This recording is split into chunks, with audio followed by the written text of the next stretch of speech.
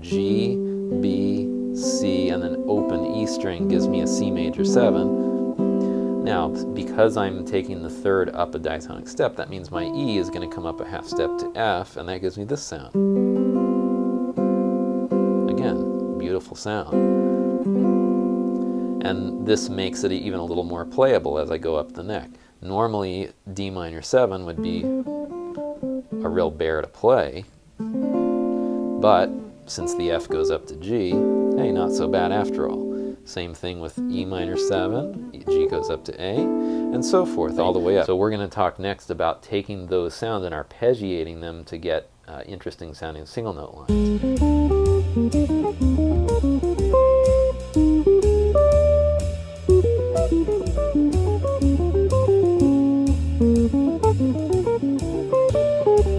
Example 26 is the example solo using those two, the interval pattern of 4th and 7th, as well as the 2 notes per string arpeggios playing through an F blues, utilizing ideas from both the major and the melodic minor and diminished scales. Here we go.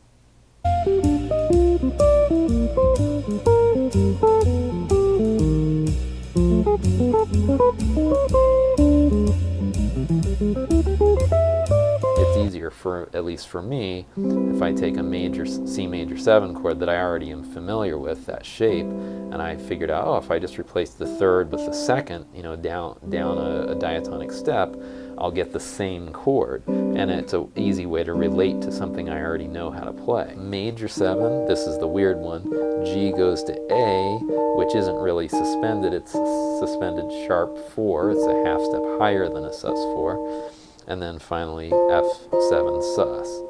So there's my whole chord scale.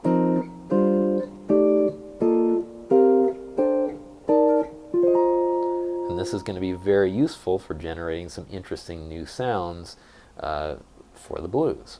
So I take A flat major 7, sus4, really nice pungent sound that I like a lot, and then down to G half diminished but with a sus4. So you can kind of see how all this stuff works, and I'm working in different inversions throughout the course here, and also melodic minor sounds and diminished scale sounds.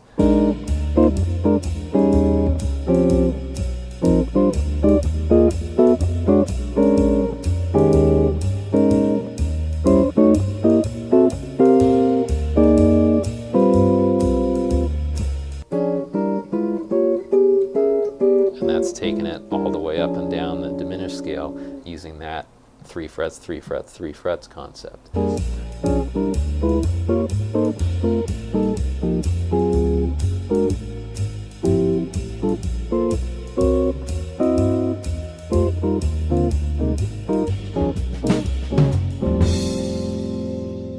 The E flat major 7 to represent sort of a F mixolydian kind of a sound.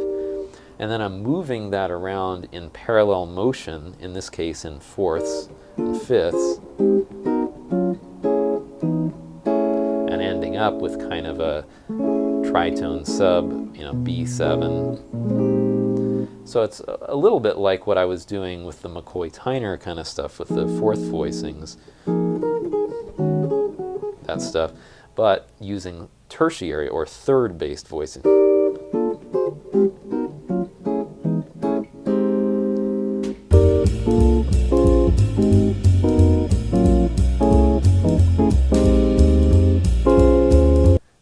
the top of page 28, we are going to get into polyrhythms, but using chords to generate ideas.